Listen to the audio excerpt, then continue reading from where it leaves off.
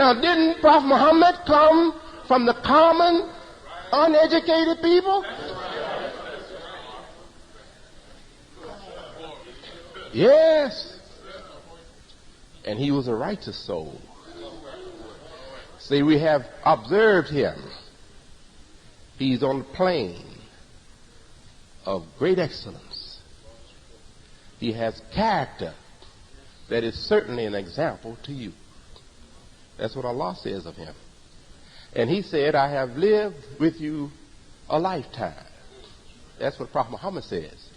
I have lived with you a lifetime, 40 years before he was missioned as prophet. And he was telling them that you have no right to reject me as a prophet. I have a lifetime of good record among you, while you were giving yourselves to ignorance, pollution in religion, corruption, injustice, bad dealings. I stayed away from that. And I have your witness that I was El Amin, the honest one. Is that right? Yes. Yes. So it came, the new comforter came. Now Prophet Muhammad, he left, didn't he? Yes, he left. What did he tell them to do? Look to your congregation. Yes. He's the last prophet, but what did he tell them to do? Look to their congregation. And one of his instructions to them was not to let the Khalifa fall. Obey your leader. Is that right? That was one of his commands. And in one of his hadith, he says, even if he be an African with a shriveled up head like a raisin, obey him. Isn't that what he said? He didn't say, look to me, did he? He didn't say, look to me. No. He now exists in the revelation. He's gone as a person. He's now in the revelation. Allah tells me how to obey Prophet Muhammad. Yes. Because what was revealed to him was his message. And said that, and the light descended, and the light descended with him. Prophet Muhammad came down in the vision, and the light descended with him. So what is Prophet Muhammad in a more accurate sense? Prophet Muhammad is the revelation. And what did his wife Aisha say? Say, if you want to know what he was, or how he lived, he was the Quran.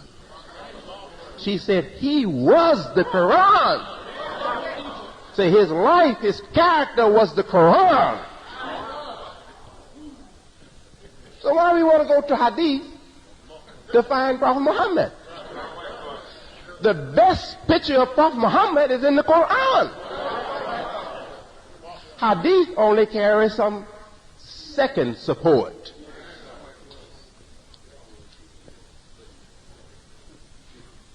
Not the best support. It carries a next best. It represents the next best support. But the best support for what Prophet Muhammad was and what he did is the Quran itself.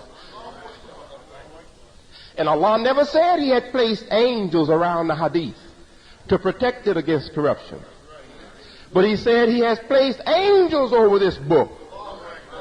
You can't enter it. The devils can't enter it to mess it up. It has been preserved as it is, and as it was, till this very day. Can we say that of Hadith? No, indeed. Hadith has grades of purity, grades of authenticity. All the Hadiths are not even accepted by the Muslims. Many of the Hadiths are rejected by most of the Muslims of the world. Yes. But there are some that are very sound, and they are accepted. Some are so pure that they are regarded almost like revelation. But even at that, they don't stand on the same level of authenticity with the Quran. All right? Didn't mean to diverge from the course. Behold your mother. So if you all are lucky enough, fortunate enough, blessed enough, to get me a meeting with the Pope, this is what I want to tell Papa.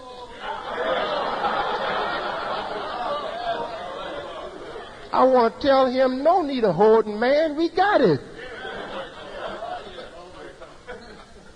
It has no purpose. It has no use no more. So why hoard it when we got it? Come on, now help us free the people.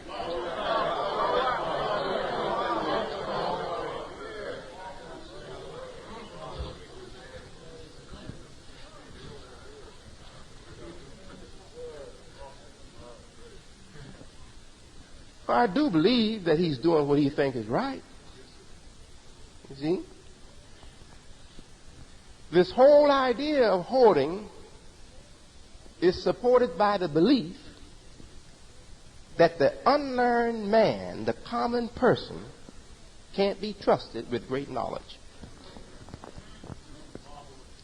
But that's only a smokescreen to hide the real intent. And that is to use the masses as a dumb field of cattle. Yes, they want to use you like they use work animals, dumb animals. So to justify them using the masses as work animals, as dumb work animals, they say that it's dangerous to trust high knowledge in the hands of a common man. If it's dangerous, then why the Lord raised up Jesus? Wasn't Jesus a common man? He wasn't educated by their teachers? No. Jesus was born of Mary and wasn't educated in the synagogue. But as a young child, he went to the synagogue and showed that he had wisdom that confounded the preachers in the synagogue. When he spoke, they were amazed. Is this child? Who is he? Where did he come from? Allah had given it to him. Now, the proof that happened is in Prophet Muhammad. It's not a myth. Prophet Muhammad's life is reality. It's history. And Prophet Muhammad is known to have been born from the ignorant masses.